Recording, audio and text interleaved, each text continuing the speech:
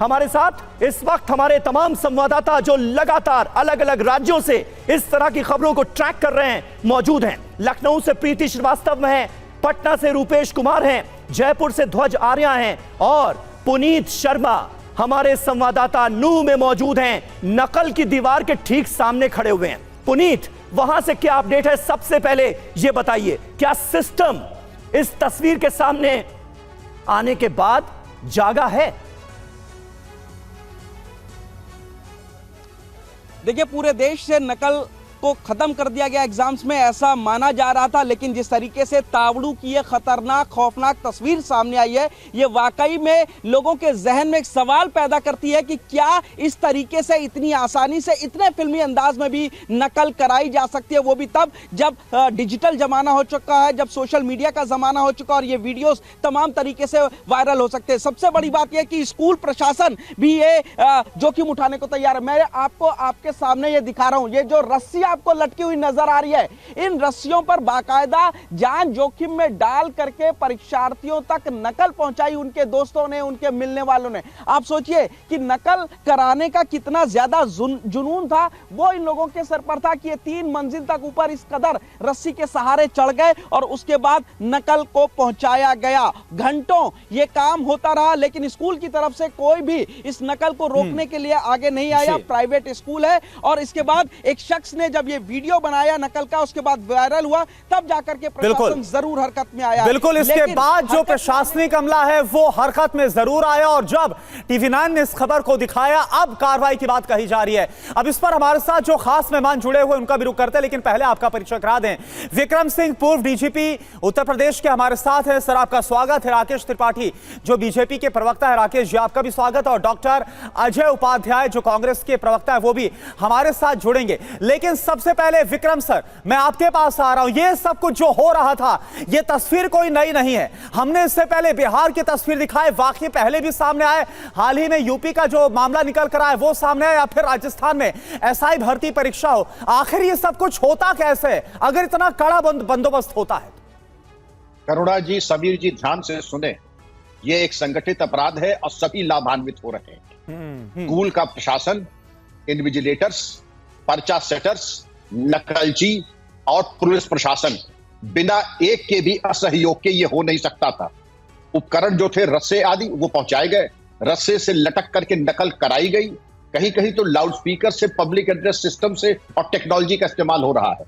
क्योंकि हमारे भविष्य का इस तरीके से विश्वासघात और उनके पीठ में चाकू घोंपा जा रहा है, संगठित अपराध। पहले आप निर्णय कर लीजिए, आप इसको मिटाने के लिए गंभीर है या नहीं है। उत्तर आ रहा बिल्कुल गंभीर नहीं है, क्योंकि अगर आपने एक ऐसी कार्रवाई की होती तो ये जो रस्सी से लटक करके जहां हथेली पे चल रहे हैं, ये बिल्कुल वहां जाने का दुस्साहस नहीं करते।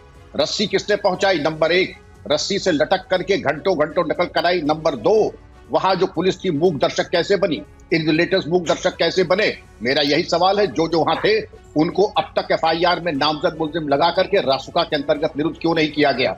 इससे दिखा रहा है कि हमारा एक अत्यंत उदार दृष्टिकोण है कि हम चेतने पे भी, आप ऐसी रिपोर्ट देखने के बाद भी हम कार्रवाई करने के लिए गंभीर नहीं है। ये त्रासदी है और हमारे भविष्य के ऊपर पीठ में चाकू घोंपिए।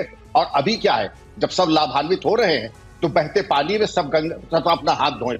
लेकिन एक निर्णय राष्ट्र को लेना होगा कि जो सीरियस माइंडेड स्टूडेंट्स हैं उनके भविष्य और इतना बड़ा अन्याय नहीं होना चाहिए। बिल्कुल। राकेश त्रिपाठी BJP के प्रवक्ता इस वक्त हमारे साथ मौजूद हैं। राकेश जी, एक तरफ नेशनल एजुकेशन पॉलिसी लाकर छात्रों का भविष्य संवारने की कोशिश और दूसरी तरफ सिस्टम वही का वही। 13 साल पुरानी वो कड़वी यादें एक बार फिर जहन में जिंदा हो गई हरियाणा की इस तस्वीर को देखकर। हरियाणा की सरकार की निष्ठा पर सवाल उठता है, पूरे प्रशासनिक अमले पर सवाल उठता है। ऐसा लगता है कि सब कुछ जानते बूझते भविष्य को अंधकार में डालने की कोशिश हो रही, सबकी मिलीभगत है। देखिए समीर, जब आपने शुरुआत इस बहस की और आपने कहा कि यह कोई राजनीतिक मुद्दा नहीं है, निश्चित तौर पर मैं इस बात को इसी के साथ जोड़ूंगा कि ये नकल की दीवार भविष्य के मार्ग में, विकास के मार्ग में एक दीवार खड़ी कर रही है। निश्चित तौर पर बहुत चिंता उत्पन्न करती है इस तरह की तस्वीरें। मैं अपेक्षा करता हूं कि हरियाणा का प्रशासन इस मामले में बहुत गंभीरता से, कठोरता से कार्रवाई करेगा। मैं विक्रम सिंह जी की बातों से पूरी तरह से सहमत हूं और याद दिलाऊंगा आपको कि उत्तर प्रदेश में जब कल्याण सिंह जी उत्तर प्रदेश के मुख्यमंत्री बने थे तो एक नकल विरोधी अध्यादेश लेकर के आए थे, जिसमें कठोरता इस बात की रखी गई थी कि परीक्षा सेंटर्स पर ही तुरंत हथकड़ी लगा करके गिरफ्तारी की जाए। राजनाथ सिंह जी उस समय उच्च शिक्षा मंत्री थे। हालांकि इस निर्णय की बहुत आलोचना हुई थी और देश भर में इस बात को लेकर के बहस हुई थी कि क्या विद्यार्थियों के प्रति इतना कठोर रवैया रखा जा सकता है। लेकिन उत्तर प्रदेश के उस अध्यादेश ने उत्तर प्रदेश की तस्वीर में एक बदलाव किया था। याद करिए कि मुलायम सिंह यादव जी के शासनकाल में जैसे सपुस्तकीय परीक्षा, सामूहिक नकल हुआ करती थी और नकल एक अधिकार विद्यार्थियों के लिए बन गया था। इसीलिए उत्तर प्रदेश में जब योगी राकेश जी, लेकिन आप छात्रों को जेल भिजवाने की बात कर रहे हैं अगर वो नकल करते हुए पकड़े गए, लेकिन मैं सिस्टम सुधारने की बात कर रहा हूं। एक परीक्षा केंद्र से बोर्ड की परीक्षा के दौरान पेपर आते ही व्हाट्सएप पर पेपर वायरल कैसे हो जाता है? कहीं ना कहीं पूरे सिस्टम को सुधारने की जरूरत है ना। मैं बिल्कुल सहमत हूं इस बात से। देखिए, जितनी ज्यादा डिजिटल टेक्नोलॉजी का इस्तेमाल किया जा रहा है कि परीक्षाएं कितनी पारदर्शी और शुचिता से कराई जाएं, उतनी ही ज्यादा इस डिजिटल टेक्नोलॉजी का इस्तेमाल करके ये जो व्यवस्था में सेंध लगाने वाले लोग हैं ये भी उसी का इस्तेमाल करते हैं। निश्चित तौर पर ये गंभीर चुनौती है, लेकिन मैं इस बात के लिए आश्वस्त कर रहा हूं, जैसा राजस्थान में हुआ है वैसा भारतीय जनता पार्टी शासित राज्यों बिल्कुल इस व्यवस्था में और सिस्टम में जो सेंध लगा रहा है, इसको जो खराब कर रहा है, आखिर इसे कैसे दुरुस्त किया जाएगा, बड़ा सवाल है। क्योंकि लगातार ये मामले आ रहे हैं सामने। डॉक्टर एच उपाध्याय का भी हम करेंगे, लेकिन इस बीच राजस्थान एसआई पेपर भर्ती लीक मामले को लेकर बड़ी खबर आपको बता दें। राजस्थान एसआई पेपर भर्ती लीक को लेकर यह बड़ी खबर है। पेपर लीक में और आरोपियों की हो सकती है गिरफ्तारी। अभी तक टॉपर समेत 14 ट्रेनी सब इंस्पेक्टर गिरफ्तार हुए, यानी 14 जो थानेदार हैं उनको गिरफ्तार किया गया। 6 दिन की पुलिस रिमांड पर ये सभी आरोपी हैं जिनको गिरफ्तार किया गया। गहलोत सरकार में 2021 का पूरा मामला और अभी तक 14 ट्रेनी सब इंस्पेक्टर गिरफ्तार किए गए। और बड़ी बात यह है कि इसमें यह भी खबर निकलकर सामने आ रही है कि इनमें से जो एक आरोपी है वो नागौर में जो डीएसपी है उनका बेटा भी है, जो कि आरोपी निकलकर सामने आ रहा है। तो सवाल यह है कि अगर सिस्टम के इतना करीब कोई आरोपी होगा तो कैसे यह सब कुछ ठीक हो पाएगा।